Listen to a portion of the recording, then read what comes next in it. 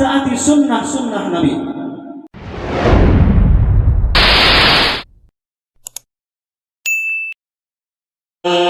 أشرف بدر في الكون أشرف ربي صل على محمد داعين يدعو إلى الحق يا ربي صل على محمد أكرم داع يدعو إلى الحق ربي صل على محمد المصطفى الصادق المصدق يا ربي صل على محمد المصطفى الصادق المصدق ربي صل على محمد عليه الورى منطقا واصداق يا ربي صل على محمد أحلى الورى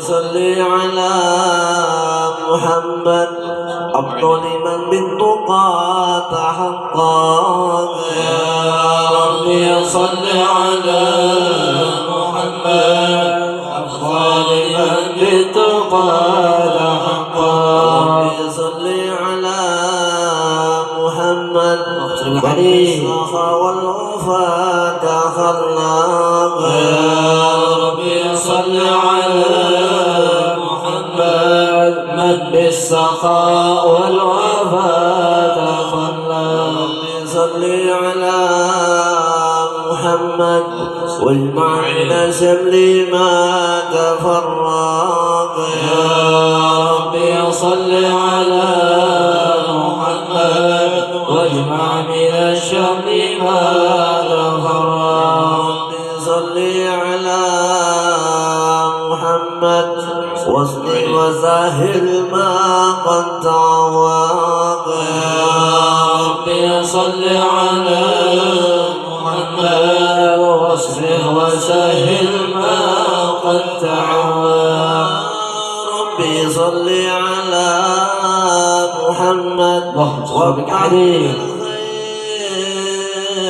كل مغلق يا ربي صل على محمد وافتح من الخير كل مغلق يا ربي صل على محمد وآله ومن بالنبي تعلق يا ربي صل على محمد وآله ومن بالنبي تعلق يا ربي صل على محمد وآله ومن للحبيب عشاق يا ربي صل على محمد وآله ومن للحبيب عشاق يا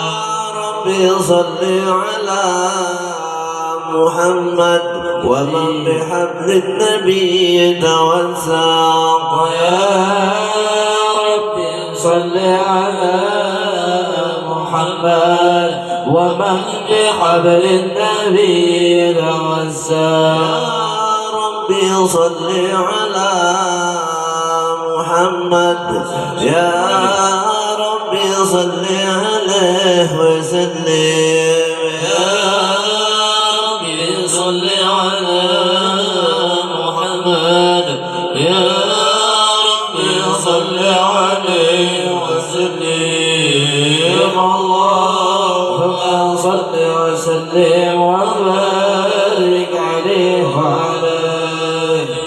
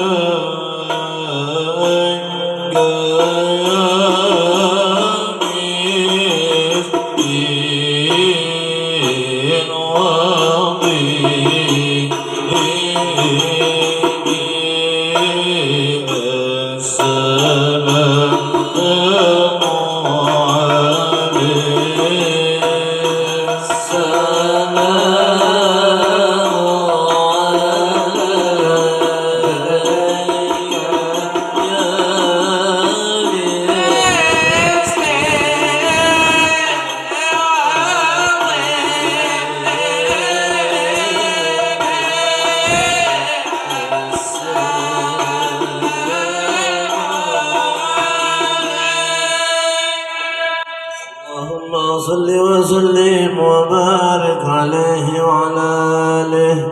أعوذ بالله من الشيطان الرجيم. لقد جاءكم رسول من أنفسكم عزيز عليه ما عنتم حريص عليكم بالمؤمنين رؤوف رحيم. فإن تولوا فقل حسبي الله لا إله إلا هو عليه توكلت وهو رب العرش العظيم. إن الله وملائكته يصلون على النبي يا أيها الذين آمنوا صلوا عليه وسلموا تسليما. اللهم صل وسلم وبارك عليه وعلى آله. بسم الله الرحمن الرحيم. الحمد لله القوي سلطانه الواضح برهانه المبسوط في الوجود كرمه وإحسانه صلى الله عليه تعالى مجده وعظم شانه. خلق الخلق لحكمة وطوى عليها علمه وفضل من فائد المنة ما جرت به في أقداره القسمة صلى الله عليه. وارسل إليهم أشرف خلقه وجل عبده رحمة تعلقت إرادته الأزلية بخلق هذا العبد المحبوب وانتشرت آثار شرفه بعوالم الشهادة والغيوب. فما جل هذا المن الذي تكرم به المنان وما عظم هذا الفضل الذي برز من حضرة الإحسان. كاملة ورد في هيكل محمود صورة كاملة ورد في هيكل محمود صورة كاملة ورد في هيكل محمود. فتأثرت بوجودها كناف الوجود وتمست برد العوالم بتراد التكريم. اللهم صل وسلم أشرف الصلاة والتسليم على سيدنا ونبينا محمد الرؤوف الرحيم. اللهم صل وسلم وبارك عليه وعلى آله. تجلى الحق في عالم كرسه الواسع تجلي انقضى بانتشار فضله في القريب والشاسع. وله الحمد الذي لا تنحصر أفراده بتعداد ولا يمل تقراره بكثرة ترداد. حيث أبرز من عالم الإمكان صورة هذا الإنسان يتشرف بوجود الثقلان وتنتشر أسراره في الأكوان. فما من سر توصل به قلب منيب إلا من سوابغ فضل الله على هذا الحبيب صلى الله عليه. على قلب سروره قد توالى بحبيب عم الأنام نوالا. جل من شرف الوجود بنور ومر الكون بهجة وجمالا.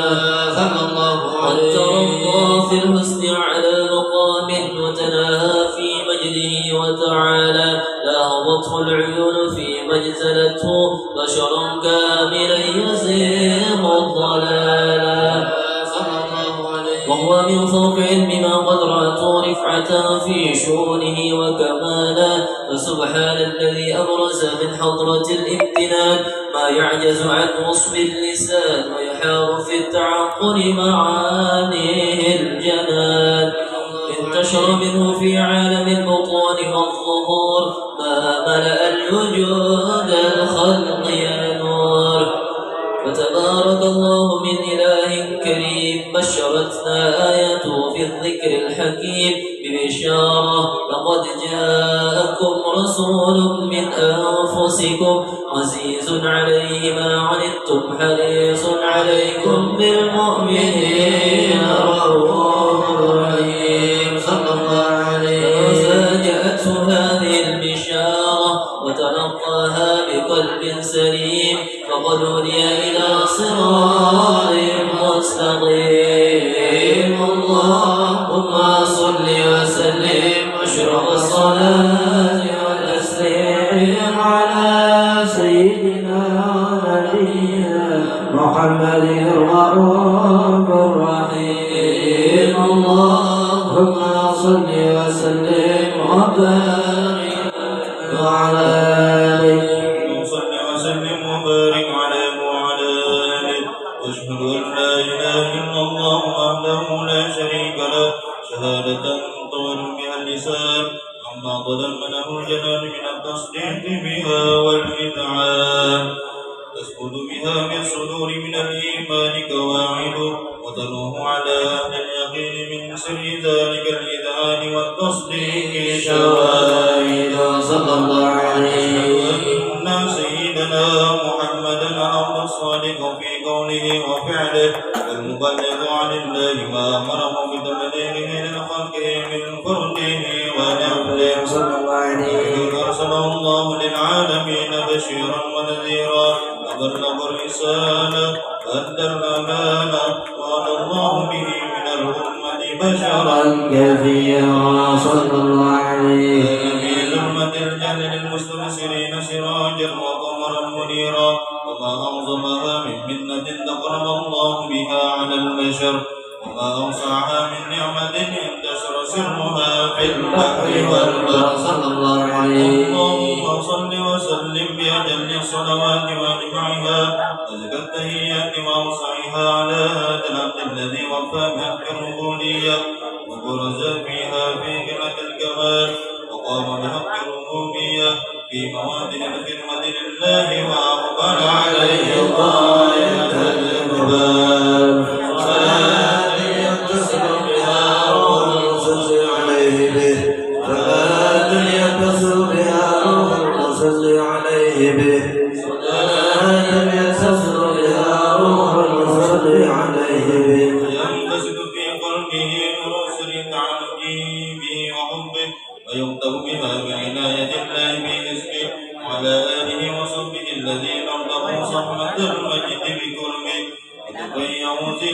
أشرف الأصل جوده وحبه أمطر الأكوان الأكوان بنزل ذكراهم نسيم اللهم صل وسلم أشرف الصلاة والتسليم على سيدنا ونبينا محمد الرؤوف الرحيم اللهم صل وسلم وبارك عليه وعلى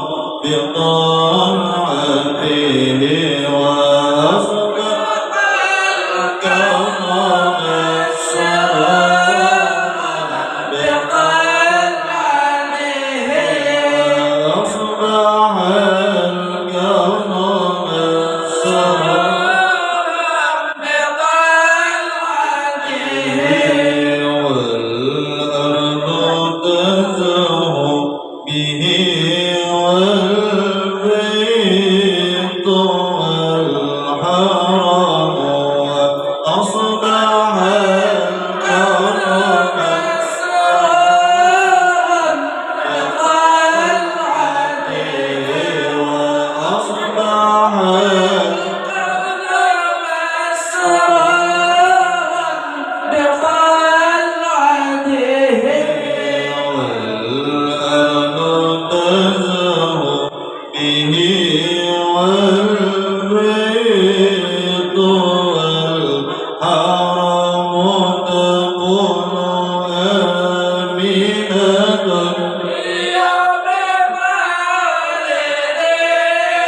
خير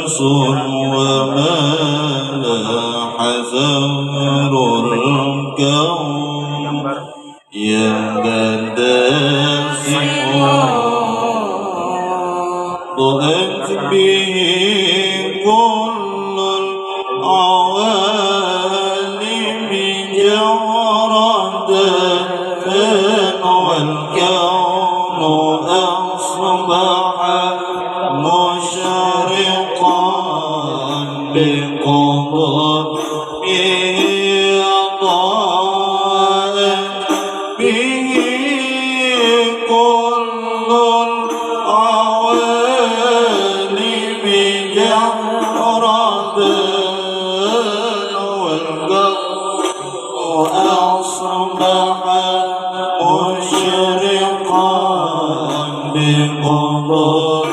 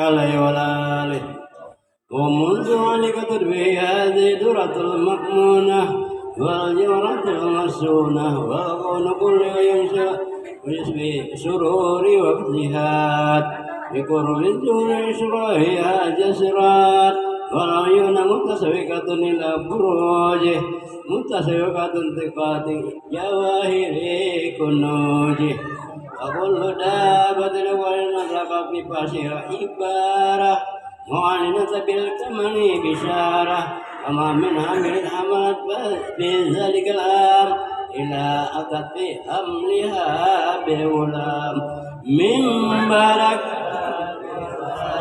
هذا الإمام صلى الله عليه ولم تجل الأرض والسماوات مرتبط بإذن البحر بملكة الأشرف البرية وخروجه من عالمها على عالم الظهور وعلى التنقل في بطون المجدور أجر الله في وجود بهجة التكريم وبسطك على الكبير معين للتكريم والتعظيم في قرونها لا تسلم اللهم صل وسلم أشرف الصلاة والتسليم على سيدنا ونبينا محمد الرؤوف الرحيم اللهم صل وسلم وبارك عليه وعلى آله وحين القرى طعما وضرحات الحبيب عابد المحمود مدعنا لله بتعظيم والسجود صلى الله على محمد صلى الله عليه وسلم صلى الله على محمد صلى الله عليه وسلم صلى الله على محمد يا ربي صل وسلم ودع البدر علينا من ثنيات الوداع وجب الشكر علينا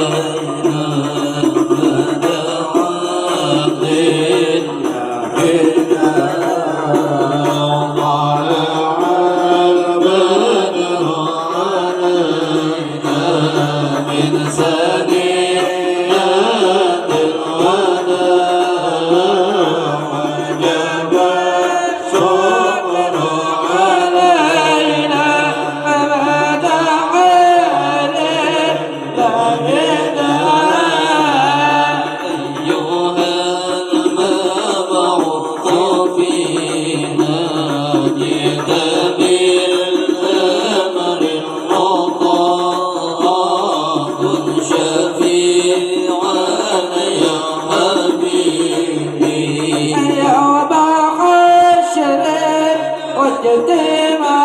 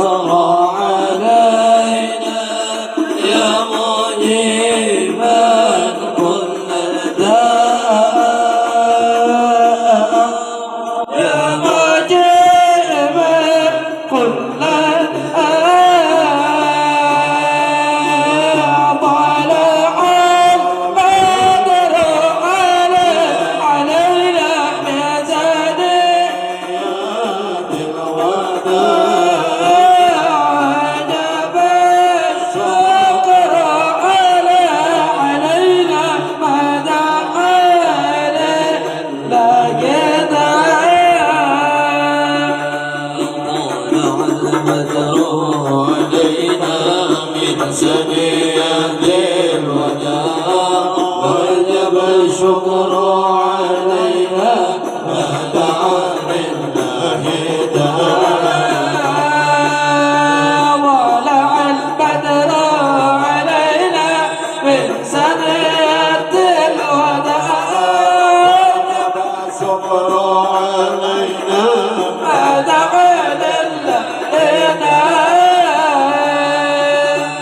أنت في كل جميل وجمال يا مطاع قد تجليت لقلبي واصبرا طالقنا طلع البدر علينا من سنية الوداع وجب الشكر علينا ما دعا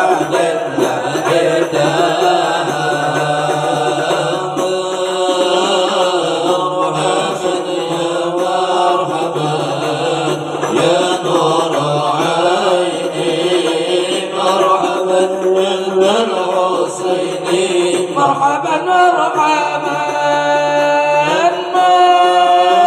مرحبا يا مرحبا يا مرحبا جد الحسين مرحبا مرحبا ورضعنا زاد يا واصلين ورضعنا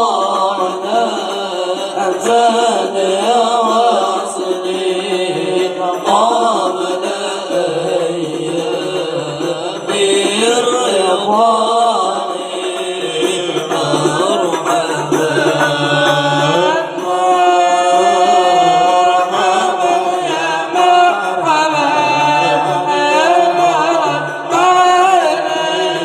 مرحبا جد الحسين مرحبا مرحبا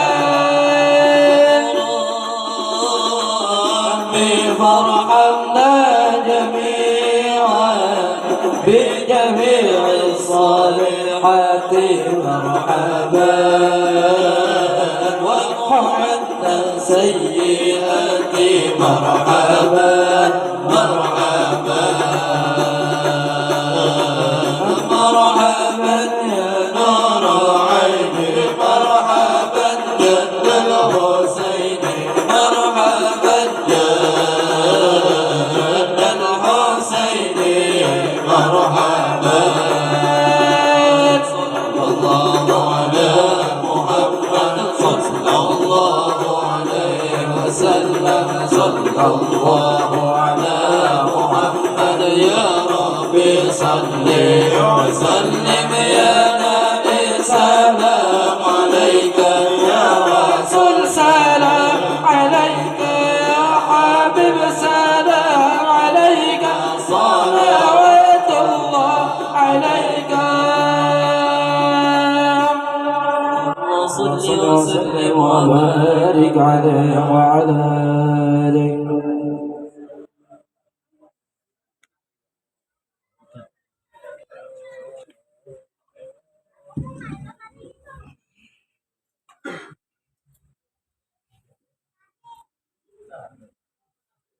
صلى وسلم وبارك عليه وعلى آله. وحين مر صلى الله عليه وسلم من بطن أمه برز رافعا دربه إلى السماء مؤمنا بذلك الرفع إلى أن له شرفا على مجده وسماء. وكان وقت مولد سيد الكونين من الشهور شهر ربيع الأول ومن الأيام يوم الاثنين وموضع ولادته وقبره بالحرمين. وقد ورد عنه صلى الله عليه وسلم ولد مخطوطا مكحولا مقطوع السرة تولد ذلك لشرف عند الله عيد القدرة. ومع بروزه إلى هذا العالم ظهر من العجائب ما يدل على أنه أشرف المخلوقين وأفضل الحبائب. فقد ورد عن عبد الرحمن بن عوف عن أم الشفاء رضي الله عنهما قالت لما ولدت آمنة رضي الله عنها رسول الله صلى الله عليه وسلم وقع علي يدي فاستهل فسمعت قائلا يقول رحمك الله أو رحمك ربك قالت الشفاء فأعطى لهما بالمشرق والمغرب حتى نزلت إلى بعد كسور الروم. قالت ثم البست وجعت وفلم انشط غشتني ظلمة ورعب وقشعريرة عن يميني فسمعت قائلا يقول أين ذهبت به؟ قال إلى المغرب وأسفل ذلك عني. ثم عودني الرعب والظلمة والقشعريرة عن يساري وسمعت قائلا يقول أين ذهبت به؟ قال إلى المشرق. قالت فلم يزل الحديث مني على بال حتى ابتعثه الله فكنت من أول الناس إسلاما. وكم ترجمت السنة من عظيم المعجزات وباهر الآيات البينات بما يقضي بعظيم شرف عند مولاه وأن عين عنايته في كل حين ترعاه وأنه الهادي إلى صراط مستقيم. اللهم صل وسلم أشرف الصلاة والتسليم على سيدنا ونبينا محمد الرؤوف الرحيم. اللهم صل وسلم وبارك عليه. اللهم صل وسلم وبارك عليه وعلى آله. ولقد اتصف صلى الله عليه وسلم من محاسن الأخلاق بما تليق عن كتابته بطون الأوراق. كان صلى الله عليه وسلم أحسن الناس خلقا وخلقا وأولهم إلى مكارم الأخلاق سبقا وأوسهم بالمؤمنين حلما ورفقا برا رؤوفا لا يقول ولا يفعل إلا معروفا. له الخلق سهل ولفظ مقبل على معنى الجزم إذا دعاه المسكين أجابه إجابة معجلة. وهو الأب الشفيق الرحيم باليتيم والأرملة وله مع سورة أخلاقه الهيبة القوية التي ترتعد منها برائز الأقوياء من البرية. ومن نشر الطيب تعطرت الطرق والمنازل وبأرب ذكره تطيبت المجالس والمحافل. وهو صلى الله عليه وسلم جامع الصفات الكمالية والمنفرد في خلقه وخلقه بأشرف خصوصية. فما من خلق في البرية محمود إلا وهو متلقا عن زين الوجود. أجملت بالوصف الحبيب وشانه وله العلا بمجده ومكانه. أوصى بعز قد تعالى مجدها أخذت على نسب السهام عينانه. وقد انبسط القلم بتكوين ما فده العلم من وقع المولد النبي الكريم وحكاية ما أكرم الله به هذا العبد المقرب من التكريم والتعظيم والخلق العظيم. فحسن مني أن أمسك عنة الأقلام في هذا المقام وأقرأ السلام على سيد الأنام.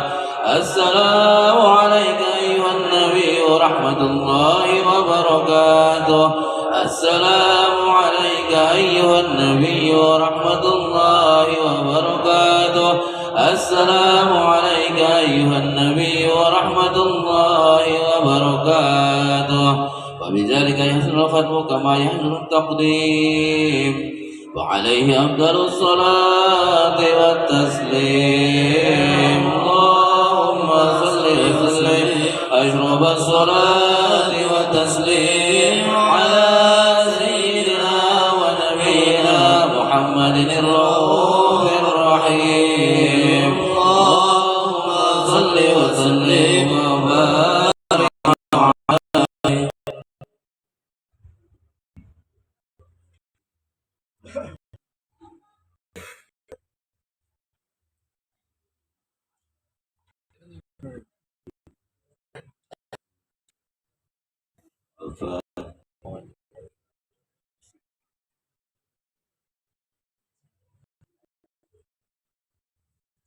Amin. Bismillahirrahmanirrahim. Allahumma salli ala sayyidina Muhammad ولما نظر في الأوصاف محمد كلها توجهت إلى الله وتوسل بسيدي وحبيبي محمد صلى الله عليه وسلم أجل سعي من أشكار في محمودا واكتب عملي بعمل مقبولة وتواجهي في درجة الرسولة اللهم يتجمع البدر زابرة وأبدا شاها من ضميرة نتوجه إليك أشرفي وسعديك المبارك سيدنا محمد الذي رسالة العالمين أن تصلي على ذكر مستعمل الركب راية شاملة على بالأكبر المحلق والمشفش الخلق في كل موطن مقام عمدك في عيادك وزر العهد ذلك سيد القنين وأشرف الثقلين العبد الخالص المخصوص منك بأجل الخصائص اللهم صل وسلم عليه وعلى آله وأصحابه وأهل حضر من من أحبابه اللهم نقدم الجاجة الكريم والصيد بشرف وأمير عظيم تلاحظنا بحركاتنا وسكناتنا بعين وأن تحفظنا في جميع أمرنا وتولنا في جميع هذه وحسين بقاياتك وأن تبلغ من شرك هذا الحبيب غاية أعمالنا وتقبل منا ما تأرقنا في من نياتنا أعمالنا تجعل في حضر من الحاضر وبطريق اتباع السالكين ولإكواك من المؤدين ولأك من حاضر اللهم إنا نعوذ برحمتك خاص فلا تحرم رجلا جنة ولفعلا النبي رسولك وحبيبنا ووجهنا إليك مستشفعين أن تقابل المذنبين بالغفران والموسع بالإحسان والسائل بما سأل والمؤمن صلى هذا الحبيب ووازره وواله وزاهره وأما ببركة وشرجة أولادنا ووالدينا وأهل قدرنا ودين وجميع المسلمين والمسلمات والمؤمنين والمؤمنات في جميع الجهات وآل راية دينك وجميع أفضل من شاره وأما الإسلام والإيمان بعليا معمارة معنى وصورة واشف اللهم قربة المكروبين واقضي دين المدينين واغفر للمذنبين وتقبل توبة التائبين وانشر رحمة عبادك المؤمنين أجمعين واغفر شر المعتدين والظالمين وصل الله في جميع نوايا الأقدار ويتهم بتعيين لك ونصر على المعاندين من المنافقين والكفار واجعلنا يا ربي بحسن الحسين من جميع البلايا واجعلنا يا رب بحسن الحسين من جميع البلايا واجعلنا يا رب بحسن الحسين من جميع البلايا زل المكين من الذنوب والخطايا واهدنا بعمل بطاعتك وصدق بخدمة القائمين وإذا توفيتنا فتوفنا مسلمين مؤمنين واختم لنا منك بخير أجمعين وصل وسلم على هذا الحبيب المحبوب للأجسام والأرواح والقلوب وعلى آله وصحبه ومن إليه منسوب وآخر دعوانا أن الحمد لله رب العالمين.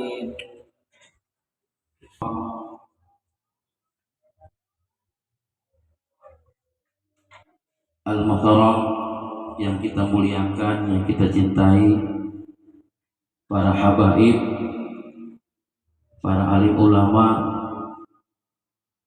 dan tokoh-tokoh agama yang ada di lingkungan Kota Pagatan di daerah di Jalan Gawi Sabung ini,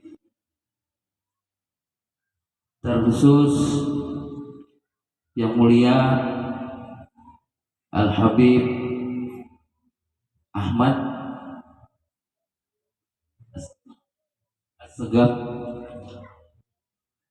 dan Habib Abdullah, yang beliau ini adalah Alqab, yang beliau ini adalah pembina dari Majelis Salawat Muhyin Nufus, dan yang belum muliakan juga Habib Muhammad Hamid Al-Habsyi, yang beliau ini adalah pembimbing kami di Majelis Kurihik beserta kawan-kawan yang ada di sini. Dan yang ulun hormati dan ulun muliakan para tamu undangan yang berhadir pada acara Maulid Nabi besar Muhammad sallallahu alaihi wasallam yang insyaallah juga akan kita rangkai dengan haul ibunda kami yang tercinta Musyarofah binti Sulaiman, haul yang ke-6 yang ulun banggakan juga para murid-murid ulun yang berhadir pada hari ini, pada malam ini, terutama kori kita yang di depan ulun ini. Dan hadirin hadirat yang ulun muliakan,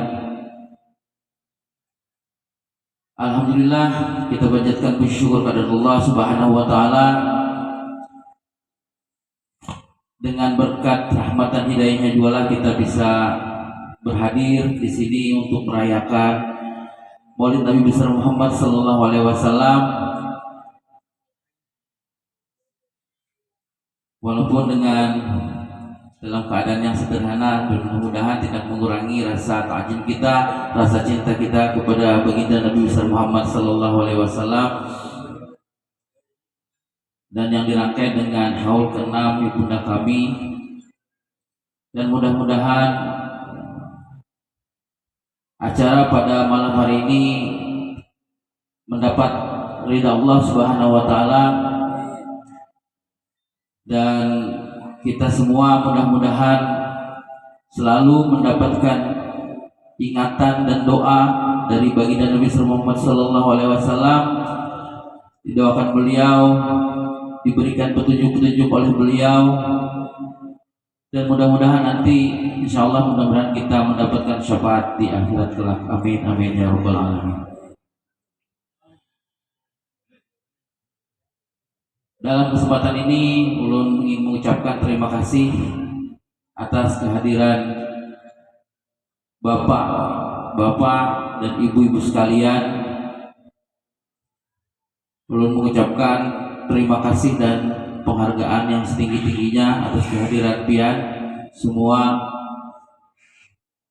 dan ulun juga memohonkan maaf kalau misalnya ada hal-hal yang kurang berkenan dalam penyambutan kami, dalam pelayanan kami, dalam acara pada malam ini. Dan kita dalam memperingati Maulid Nabi besar Muhammad sallallahu alaihi wasallam ini di awal-awal, dan mudah-mudahan pada bulan ini, pada tahun ini semakin semarak kita peringatan Nabi Muhammad, Nabi kelahiran Nabi Muhammad sallallahu alaihi wasallam. Masih banyak mungkin acara-acara yang akan kita laksanakan untuk menunjukkan atau mengapresiasikan rasa cinta kita kepada baginda Nabi besar Muhammad sallallahu alaihi wasallam. Pada malam ini acaranya singkat saja. Pertama, tadi sudah kita baca bersama bacaan Maulid Siqud-Durar. Yang kedua, kalam ilahi yang akan dibacakan oleh Ananda Julianur. Selanjutnya nanti akan ada tausiah ataupun ceramah agama yang akan disampaikan oleh Habib Ahmad Assegaf. Dan kalau mungkin tidak terlalu malam, kita bisa bertahlil sebentar, kecuali kalau misalnya tidak memungkinkan, tidak mampu ya. Tapi kalau misalnya masih memungkinkan, tidak terlalu malam, mudah-mudahan bisa kita laksanakan. Baiklah, kita menginjak acara yang kedua, kalam ilahi yang akan disampaikan oleh Ananda Julianur. Kepada Ananda kami persilahkan.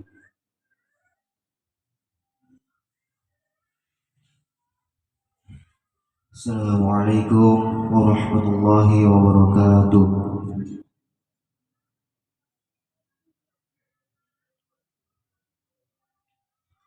A'udzu billahi minasy syaithanir rajim.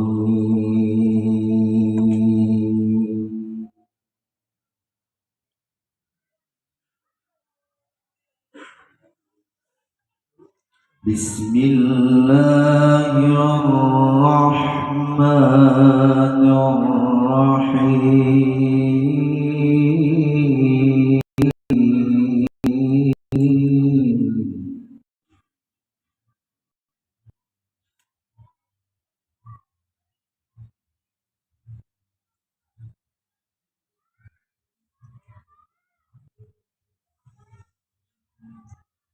ولكل وجهة هو موليها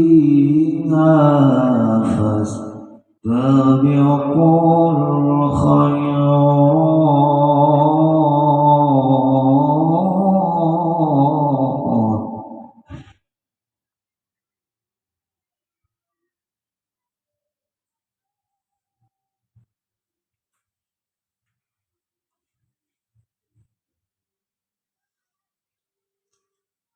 أينما تكونوا يأتي بكم الله جميعا.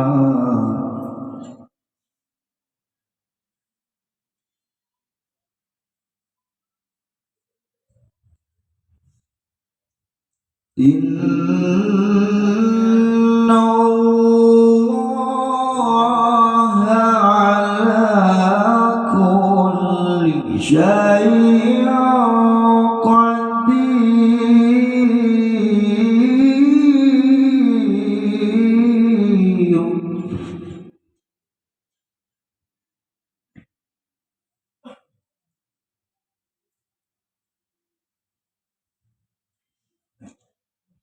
ومن حيث خرجت فول وجهك شطر المسجد الحرام.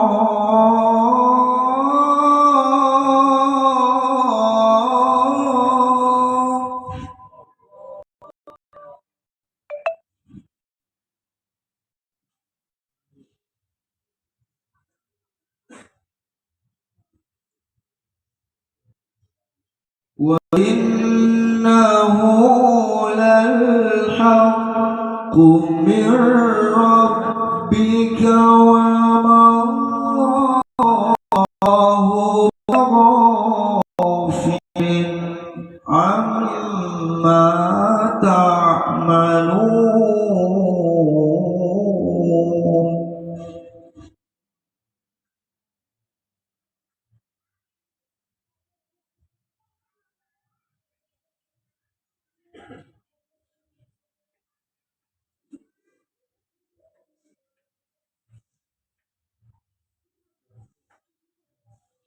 ومن حيث خرجت فول وجهك شطر المسجد الحرام.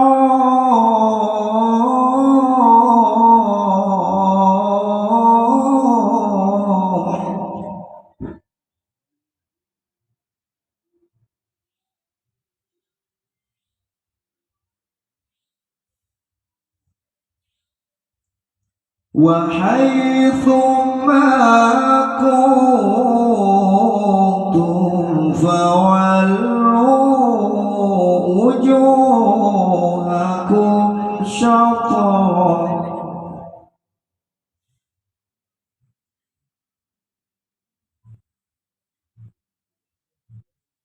لئلا يكون للناس عليكم حجة إلا الذين ظلموا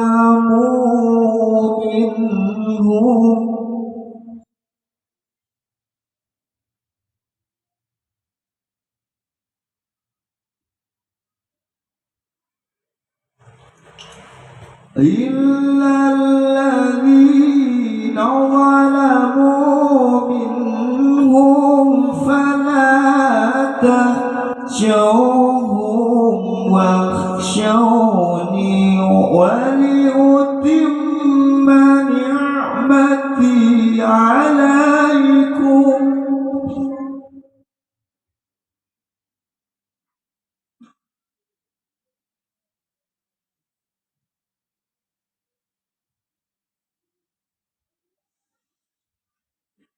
ولأتم نعمتي عليكم ولعلكم تهتدون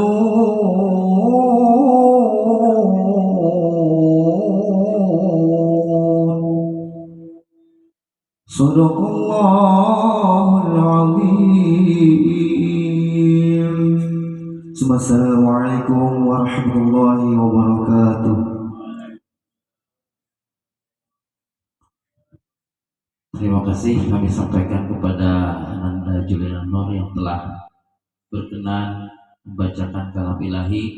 Mudah-mudahan yang membaca dan kita semua yang mendengarkannya mendapatkan rahmat dari Allah Subhanahu wa taala dan mendapatkan pahala dan berlipat ganda, amin ya rabbal alamin. Selanjutnya kita ke acara inti, yaitu atau ceramah agama seputar telah Nabi sallallahu alaihi wasallam akan disampaikan oleh yang mulia Habib Ahmad Assegaf, yang beliau ini saudara ulun juga, satu kelas dulu di belakang. Mudah-mudahan pada malam ini kita mendapatkan pencerahan dari beliau dan bisa berguna untuk kita, bermanfaat untuk kita, dan insya Allah mudah-mudahan menjadikan bertambah iman kita setelah mengadakan acara maulid pada malam hari ini. Kepada beliau yang mulia kami persilahkan.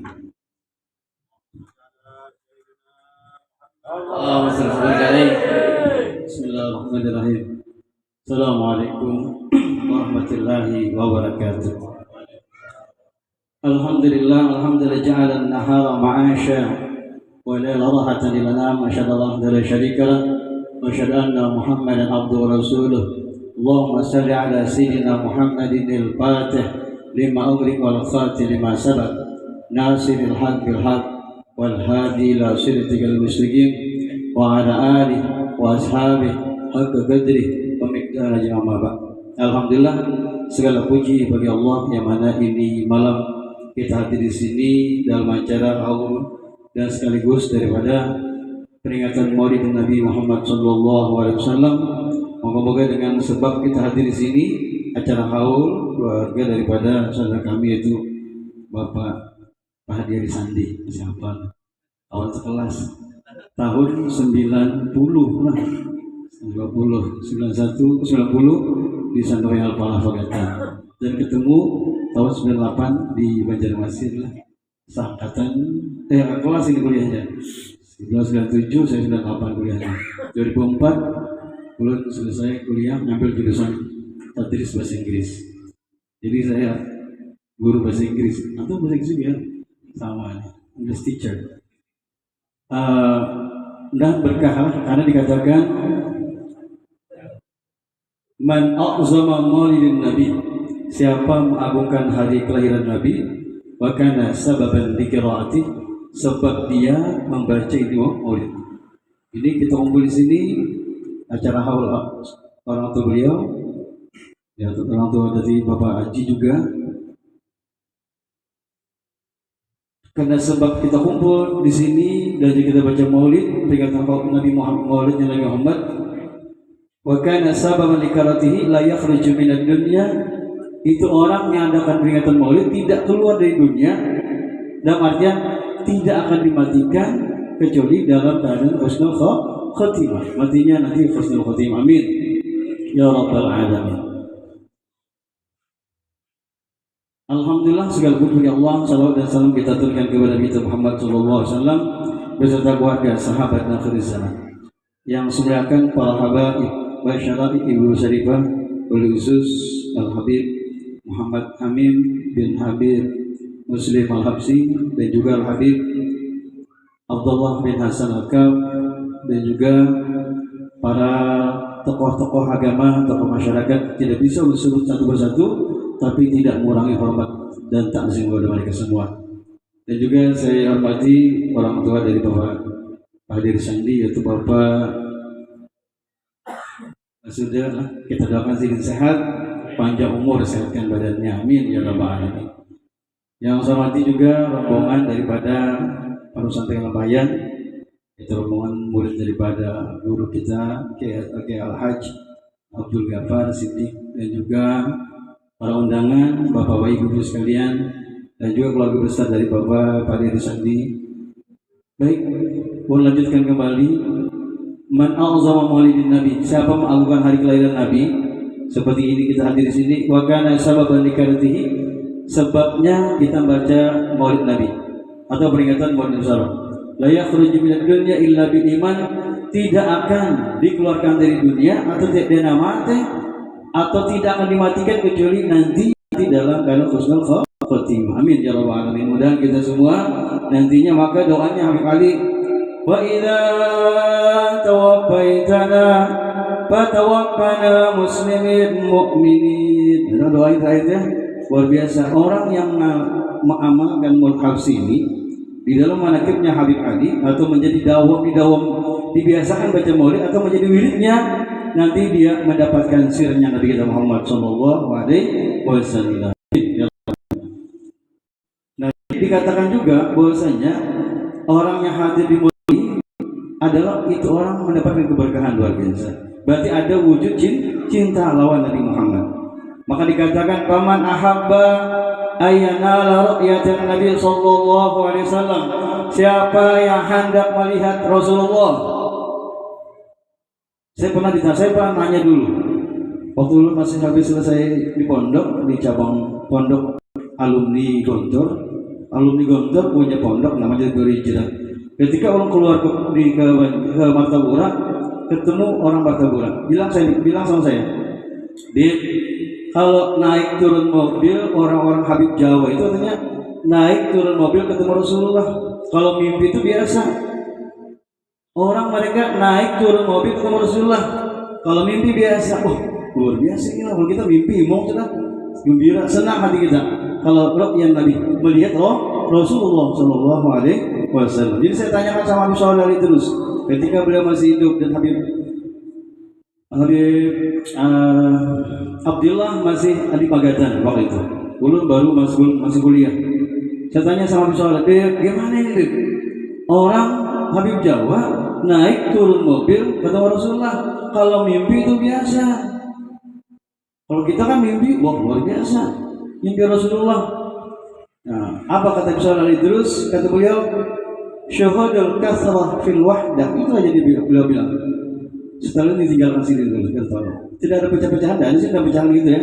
Dia kasih, nah ini syuhudul kasrah fil wahdah itu aja. Setelah anak 5 hanya pecah ilmu dia.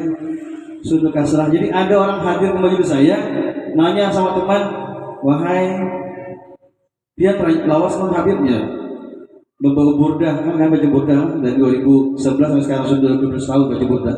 Baru saya bikin berpondok-pondok baru batap gitu kan. Nanti acara kita malam Jumat ini acara undang pemberataan menghadiri acara Maulid di Nur Hilal. Acaranya Kamis malam, Jumat penceramahnya Habib Hasan bin Ismail Muhtar Kerasan Probolinggo nantinya lah. Kemudian bisa hadir semuanya nanti. Amin ya rabbal alamin. Jadi orang menanya, antum sama Habib Ahmad ini sudah lama pernah ada mimpi Rasulullah? Pernah ada mimpi Rasulullah katanya. Saya waktu belum pecah ilmunya itu. Saya tidak bisa jawab dan saya pun malu. Karena teman saya sama saya lama. Tapi ditanya seperti itu, pernah enggak mimpi Rasulullah? Disuruh mimpi aja, pernah enggak? Ternyata setelah saya paham ilmunya itu, ternyata orang ini sama Rasulullah sudah 10 tahun karena perpisahan dengan Rasulullah Sallallahu Alaihi Wasallam. Di mana dasarnya? Dasarnya adalah syuhudul kasrah fil wahdah. Mandang yang banyak pada hakikatnya memandang yang satu. Siapa yang banyak itu? Orang banyak itu marifatnya ke Tuhan lah, larinya ke Allah. Yang banyak ya yang satu yang banyak. Yang mendatangi tujuh orangnya. Itu marifat di Tuhan, marifat di Allah. Kita mainnya marifat di Rasulullah Shallallahu Alaihi Wasallam. Siapa yang banyak itu? Al Habib Muhammad bin Abu Bakar Al Idrus mengatakan, yang namanya kasrah itu adalah Alu Muhammad, adalah keluarga Rasulullah, Sayyid, Syarifah, Habaib, kumpul mereka banyak. Pada hakikatnya kita pandang mereka, kita memandang datunya Rasulullah Shallallahu Alaihi Wasallam. Ini simpelnya lah. Yang cari yang alih-alih, yang nyaman aja. Nah, jangan sampai kita jangan sampai seperti ikan di dalam kobokan atau ikan dalam baskom. Loncat iwak itu, ikan itu airnya mati iwaknya. Kenapa? Ikan mencari air di air. Mau sudah keluar, pada saat ini dalam air sudah. Nah, kalau sudah kumpul dengan orang Rasulullah, jangan dipisahi orang Rasulullah Shallallahu Alaihi Wasallam, supaya kita kumpul sama mereka nanti. Dengan dikatakan, kullu sabab wan nasab munqadi' ila yaumil qiyamah illa sababi wa nasabi. Setiap sebab dan keturunan itu terputus pada hari kiamat, kecuali sebabku dan nasabku ini tidak pernah terputus sampai hari kiamat. Ini kita kumpul di sini sebabnya Rasulullah Shallallahu Alaihi Wasallam. Perkumpulan ini tidak akan putus sampai hari kiamat. Ada mengatakan abdalnya lagi kita ngambil asbab, ngambil ilmu sama keluarga Rasulullah Shallallahu Alaihi Wasallam. Itu lebih pahamannya dalamlah. Kita ambil sebab dengan keluarga Nabi. Lalu ikut kita orang nasabnya nyambung kepada Nabi Muhammad Shallallahu Alaihi Wasallam. Karena salawat itu macam-macam.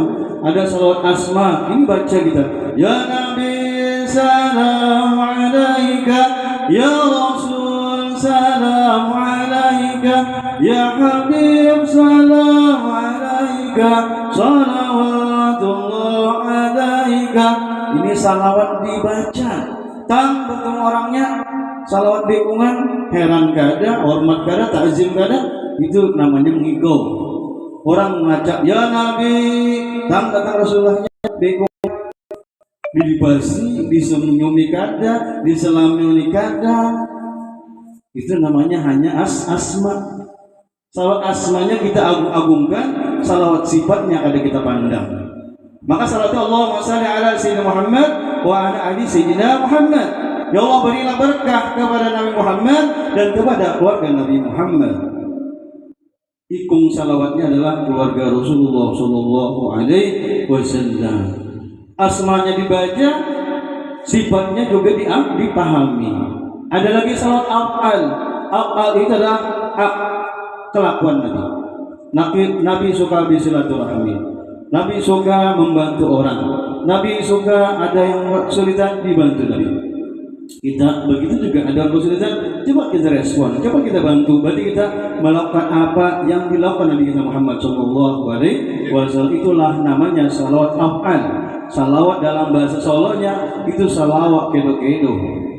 Salawat kedo dan kita atas gerak-geriknya Rasulullah Shallallahu Alaihi Wasallam supaya kita dapat berkah lah. Maka Nabi itu kalau beliau datang, tadayyabatil majalis wal mahabid. Nabi datang, tempat itu jadi baik. Gimana cara kita datang? Itu tempat menjadi baik. Orang senang akan kedatangan kita. Jangan sampai kita datang orang marah sama kita. Wageye. Nah, bikin orang datang, orang senang sama kita.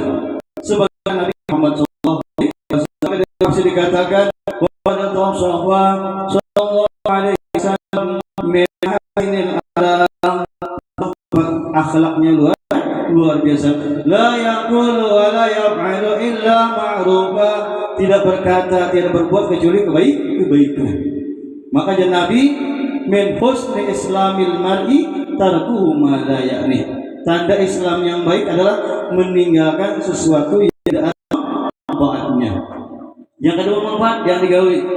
Yang melarang, jangan dikerjakan. Bikin orang nyaman, bikin orang senang. Sebagaimana Rasulullah SAW. Kita kan cinta sama Nabi. Maka dikatakan paman ahabba ayanala ru'yatan Nabi. Siapa yang pengen melihat Rasulullah, falyuhibbahu hubban syadida. Hendaklah dia mencintai Nabi dengan kecintaan yang sungguh-sungguh. Wa alamatuhu al-ita'ah bisunnatiyah. Tanda cinta kepada Nabi adalah mentaati sunnah-sunnah Nabi. Apa sunnah-sunnah Nabi? Kita senyum sama orang, kita sama orang, apa yang lebih benar suruh sama kita senyum. Jangan hanyar nih. Kalau senyum kita senyum lah. Nah, karena senyum ini nyaprahlah. Gimana idkhalus surur, memasukkan kebahagiaan ke orang lain. Kalau orang itu bahagia gimana ya? Nyaman, senang dia. Maka kita pun nanti jadi bagaikan apa, orang yang suka bantu orang itu adalah bagaikan rembulan, selalu ditunggu orang, selalu disukai orang. Jadilah orang yang disukai sebagaimana Nabi kita Muhammad SAW. Ada dana, ada perlu kita bantu orang. Dan kita jangan sampai sesama dalam arti sesama itu kan, orang ngasih sesama itu satu karung emas campur, satu karung datang, satu karung dibagikan sesama. Dermawannya sesama lah. Nah, gitu juga Rasulullah ada waktu itu bagi-bagi duit, dibagikan Nabi siapa yang datang orang lagi pas habis dibagikan dana duit tersebut, ternyata orang datang, wahai Rasulullah, belum dapat lagi. Ya sahabat, wahai Rasulullah, enggak usah pikirkan, dia itu selamat bagi kita lah. Enggak ya Rasulullah itu tidak mau mengecewakan orang. Orang itu bijak Nabi, ambil di warung itu atas namaku nanti saya membayar, kata Nabi. Begitu luar biasanya Nabi kita Muhammad SAW. Mudah kita dalam kumpul di sini dalam peringatan Maulid dan juga sekaligus auda pada keluarga daripada sahabat ini, kita meneladani Nabi kita Muhammad SAW dan juga mengingatkan kita bahwasanya man asya mata wa man mata bata wa kullu man wa atin niga tua mati, bukan barang mati tua lain lah, paham lah. Setiap yang hidup pasti mati, bukan barang mati hidup lain. Man asya mata, barang siapa hidup pasti akan mengalami kematian. Adakah yang lama mati baru mati? Ada, cuma dia pasti akhirnya meninggal juga. Dengan meninggal ini adalah hadimul ladzat, dalam merusak semua kenikmatan. Bahwasanya kita ini akan kembali, tidak ada yang abadi. Ini ibunya 6 tahun ya, 6 tahun sudah ibu saya. Bulan Safar juga meninggal sini, sudah 10 tahun. Tidak terasa 10 tahun lah perjalanan waktu itu. Nah, mungkin sini sebagai wujud kita terima kasih ke orang tua kita hauli mereka. Kita adakan acara mendoakan mereka. Karena ada suatu cerita dikatakan ketika orang itu bilang dibuka lolongkang itu apa? Jendela lah. Dibuka jendela, lalu orang itu bilang, mau enggak kehidupan engkau enak? Mau enggak kehidupan kamu itu berkah?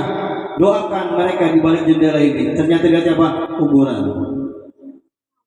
Nah, jadi alangkah baiknya sempatkan luangkan waktu haul di keluarganya. Kalau tidak ada kejadian dulu, ada orang datang, Bib, bacakan di keluarga Bib, ulun di mimpi isi di baik. Aku isi minta kan banyak sebaki kalau apa isi bacakannya sebaki. Nah, sebagai wujud kita berkhiau sini. Nah, kita kirimkan Fatihah, kirimkan doa-doa buat mereka. Nah, karena man asya mata, siapa mati akan ditinggalkan. Wa man mata bata, man asya mata, siapa hidup pasti akan mengalami kematian. Maka kata kullu nafsin dha'iqatul maut, setiap yang bernapas itu akan mengalami kematian. Harapan kita kan pengennya mati dalam keadaan husnul khotimah. Amin ya rabbal alamin. Nah, jadi man asya mata wa man mata fata, siapa yang mati akan ditinggalkan. Ditunggu itu aja berapa 3 hari balik. Enggak seminggu, berapa seminggu? Berani tiro. Nah, ditunggu ya, paling 3 hari, paling seminggu dibacakan Quran. Nah, pasti ditinggalkan. yang menamani hanya amal soleh. Nah, kalau amalnya amal solehnya ada, nama tulis katanya. Tidur seperti tidur pengantin. Siapa ya pengantin guring ya? Kalau pengantin tidur, roak lah, rami sampai bilang, ya lailun, wahai malam panjangkan, pengantin baru. Nah, seperti pengantin baru katanya orang yang selama hidupnya ada amal ibadahnya, tidur pengantin. Ya lailun, ya syamsh la tadluk, wahai matahari jangan terbit. Matahari aja dilarang terbit. Pengen malam karena pengantin baru itu orangnya ada ibadahnya, ada amal ibadahnya. Ketika meninggal dia mendapatkan pahala dan dapat kenikmatan daripada nikmat kubur. Kit atum bagian daripada nikmat kubur. Tapi kalau misalnya ketika di dalam selama hidupnya mungkin salah diminumnya lah, salah makan apa kalah, ditanya marabboka wa man nabiyuka wa ma qiblatuka, anggur merah mululu mereka tak seberapa ya, seberapa mululu mereka dahsyatnya udah mulu teganya ya lah, ulu ya lah. Jadi kira selama di dunia salah minum ya lah, orang minum minumnya tiap topinya mereng, topi mereng diminum, mereng itu.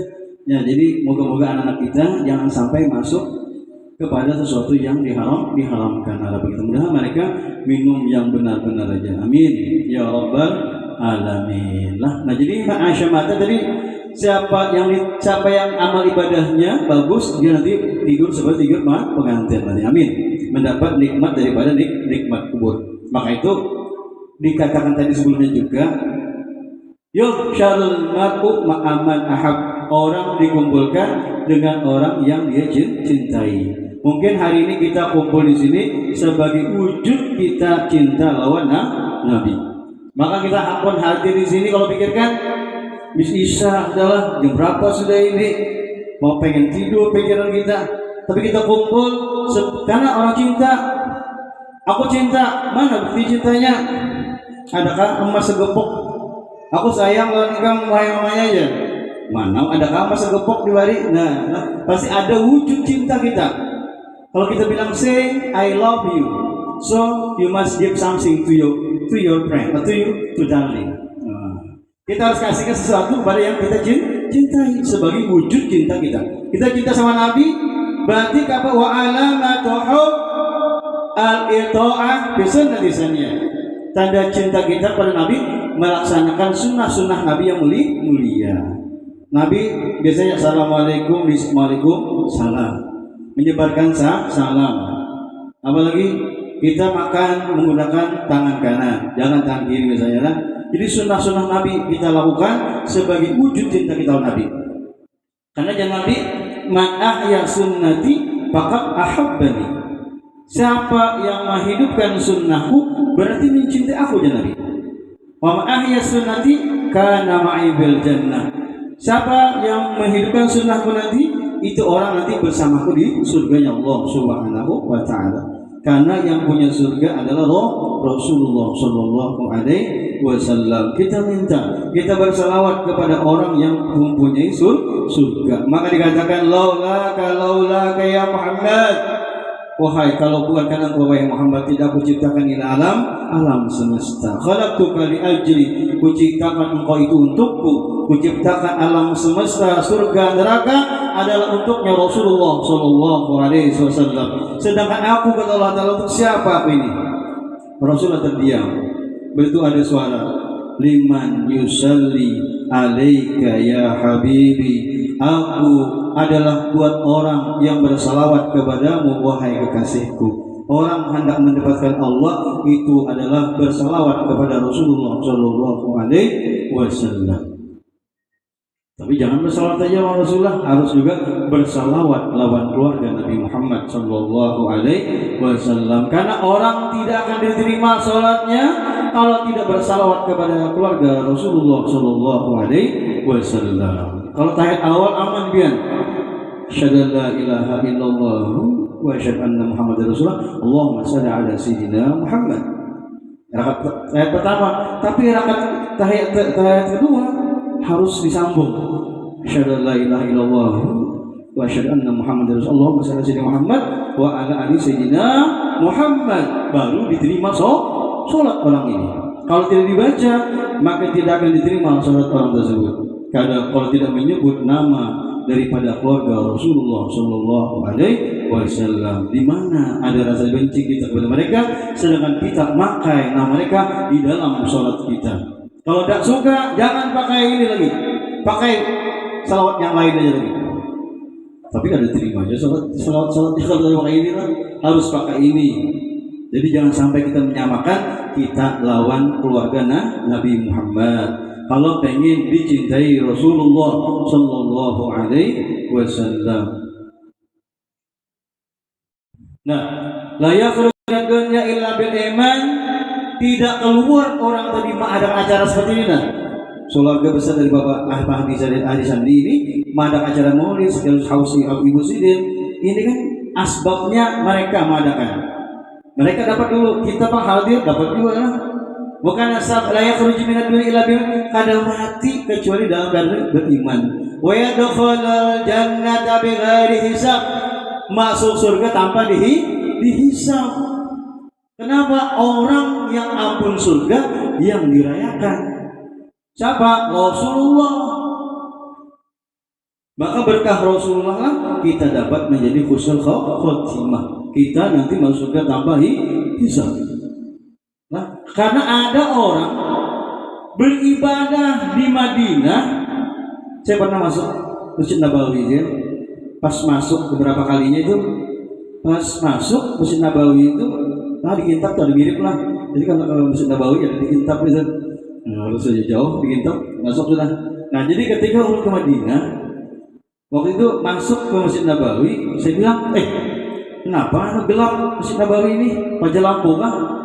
Lalu dia orang itu jahat-jahat kalau kacamata dia belum lepas. Caranya pakai kacamata hitam karena kan suasananya panas. Jadi kita pergi ke masjid aja kita pakai kacamata hitam. Jadi belum terlepas. Jadi Masjid Nabawi saya lihat, wah kenapa gelap? Wajah lampu kah? Di sini wajah lampu misalnya. Antum megang kacamata hitam, antum belum dilepas. Jadi masih kita gelap katanya Masjid Nabawi. Nah ada orang itu adalah setiap waktu beribadah di Masjid Nabawi berjamaah, tidak lain ibadahnya luar biasa di Masjid Nabawi itu. Tiap waktu ada pas waktu sembahyang, tetapi ketika meninggal ternyata ketika dikuburkan membelakangi kiblat, di hadapan kiblat membelakangi kiblat. Padahal kurang apa ibadahnya? Sembahyangnya di Masjid Nabawi. Kalau kita berangkat sekitar 34, 600, 38, ada 41 dulu kena 41 juta. 41 juta ya, tapi belum berangkat hanya menyerahkan uang 9 juta. Travelnya harganya 41 juta. Maka kita semuanya mintalah, jangan minta berangkatlah, jangan minta diberangkatkan.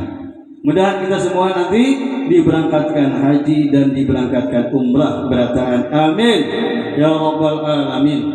Karena kalau biar minta berangkat, hendak berangkat, harganya larang 41 juta, 38 juta, minta diberangkatkan aja. Siapa caranya? Allah cukupkan nanti untuk berangkat. Amin ya rabbal alamin. Karena haji mano dulu di tahun orang haji, almarhum pian anak haji gak ada izin. Mengarah sini kada. Kenapa pian kamu haji? Aku sini mau berangkat haji, lama haji. Aku pengen diberangkatkan izin. Kalau kita hendak berangkat, berarti kita puasa. Kita tuh puasa, hendak berangkat, kita minta diberangkatkan. Mudahan dimudahkan jalannya. Nah, amin. Ya Allah. Jadi ketika orang itu tiap waktu di Masjid Nabawi beribadah, tapi tidak mau jarak ke Nabi kita Muhammad Sallallahu Alaihi Wasallam, mungkin menganggap dirinya itu sama aja lawan Rasulullah Sallallahu Alaihi Wasallam. Padahal kita harus puasilah lawan Rasulullah, kita umpati jejak langkah Rasulullah beribadah kita, tapi kita jangan lupa dengan Nabi kita Muhammad SAW. Ada kesempatan ziarah kita ke kemana? Ke makam Rasulullah SAW. Ini orang modal hanya mengharapkan amal ibadah, tidak memandang Rasulullah Shallallahu Alaihi Wasallam ketika meninggalnya membelakangi kiblat. Naudzubillah min dzalik, karena menyamakan dirinya lawan Rasulullah. Padahal Rasulullah itu adalah basyarun la kal basyar. Rasulullah itu manusia, tidak semanusia kebanyakan. Janganlah kalau punya semua mau belajar sama orang belum dibayar Rasulullah juga aja. Ya Rasulullah itu berkait dengan siapa Rasulullahnya? Berkait dengan keluarga Rasulullah kan ada kan? Kalau keluarga Rasulullah berarti kait dengan siapa tuh? Nah itu masalahnya. Jadi kaitannya dari Soleh naik sudah perahu yang ada. Jangan berkayu serangan. Kalau bilang ngompas salah hendak ke Solo ke Jawa Tengah. Padahal hendak ke Sulawesi ke Semarang. Nah, naik sudah perahu-perahu yang ada, kapal-kapal yang ada, supaya Allah mudahkan perjalanan kita nanti. Amin. Mudahan kita semua kumpul di sini ada dalam acara haul dan sekaligus juga maulid. Mudahan sebagai kumpul di sini nanti dikumpulkan juga bersama Rasulullah Shallallahu Alaihi Wasallam, karena dikatakan yuhsyarul mar'u ma'a man hab, manusia dikumpulkan dengan orang yang dia cintai. Amin ya rabbal alamin. Mungkin ini yang saya sampaikan. Salah hilaf mohon maaf. Akhir kalam billahi taufiq wal hidayah. Assalamualaikum warahmatullahi wabarakatuh.